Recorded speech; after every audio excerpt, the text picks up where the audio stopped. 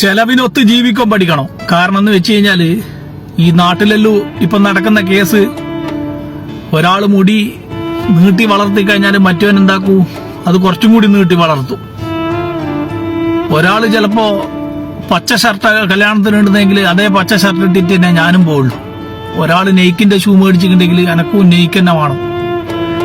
ഇങ്ങനത്തെ പല താരതമ്യങ്ങളാണ് ഇപ്പൊ നാട്ടിൽ നടന്നുകൊണ്ടിരിക്കുന്നത്. എടാ, സമ്പാദ്യം ഉണ്ടോ കയ്യില്, അതിനനുസരിച്ചിട്ട് ജീവിക്കുക. അതല്ലേ, ഇല്ലെങ്കിൽ ഇല്ലാത്ത പോലെ ജീവിക്കണം. അല്ലാണ്ട് ഈ ഇല്ലാത്ത വീട്ടിലുള്ള കുട്ടികളും ഉള്ളതുപോലെ ജീവിക്കാൻ കളിക്കുക, അല്ലെങ്കിൽ ഉള്ളതുപോലെ ജീവിച്ച് കാണിച്ചു കൊടുക്കുക എന്നുള്ള ചിന്തയും കൊണ്ട് നടക്കുമ്പോണ്ടല്ലോ, അപ്പൊ ഈ വീട്ടിൽ കിടക്കുന്ന മാതാപിതാക്കൾക്കെല്ലാം നല്ല ബുദ്ധിമുട്ടായിരിക്കും.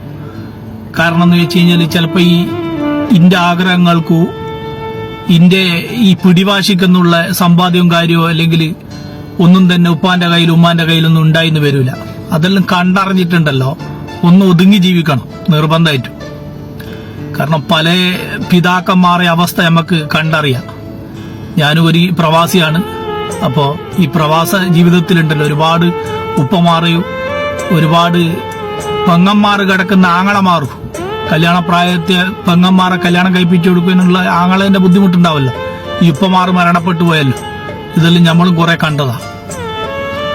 ഒരു കാരണവശാലുണ്ടല്ലോ, ഇന്റെ ചെലവ് എന്താണോ അല്ലെ ഇന്റെ വീട്ടിലെ അവസ്ഥ എന്താണോ ആ അവസ്ഥക്കോട് കൂടിയിട്ട് മാതാപിതാക്കളുടെ പൊരുത്തം മേടിച്ചിട്ട് മാതാപിതാക്കളുടെ സംതൃപ്തി മേടിച്ചിട്ടുണ്ടല്ലോ ജീവിച്ച് പഠിക്കണം. ചില ഉപ്പമാറിലുണ്ടല്ലോ നട്ടര പുലർച്ച 2:30-3 മണിക്കെല്ലാം എണീച്ചിട്ട് ഉള്ള റെസ്റ്റോറന്റിൽ പോന്ന കാണാം. കണ്ണിൽ അന്നേരം ഉറക്കുണ്ടാവും ഇങ്ങനെ കിടക്കുന്നു. കാരണം പൂർണ്ണമായിട്ട് ഉറങ്ങിക്കഴിഞ്ഞിട്ടുണ്ടാവില്ല. നട്ടര പുലർച്ച പോയിട്ടുണ്ടല്ലോ ഈ കഫ്റ്റീരിയ റെസ്റ്റോറന്റിലെല്ലാം ചെന്ന് കഴിഞ്ഞാൽ അടുത്ത മുതിർന്ന ഭണ്ഡാരി ഉണ്ടാവും, ഷെഫ്.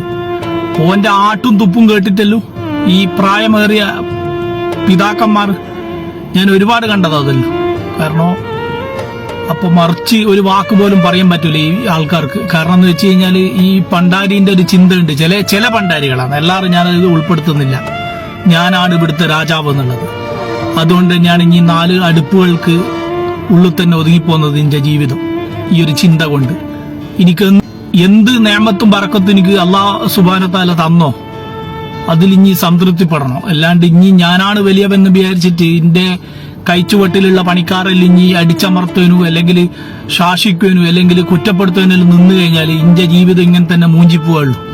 അപ്പൊ അങ്ങനെ കുറെ ഞാൻ കണ്ടതാണ്. എന്ത് പ്രായമേറിയ പിതാക്കന്മാർ ഈ കഫ്റ്റീരിയ റെസ്റ്റോറന്റ് ഫീൽഡിലല്ലോ ആട്ടും തുപ്പും കേട്ടിട്ടല്ലോ ഒരു തുള്ളി കണ്ണുനീര് ആരും കാണാണ്ട് ഇങ്ങനെ ഒപ്പിയിട്ട് ഞാൻ ഒരുപാട് പ്രാവശ്യം കണ്ടത് അതല്ലോ.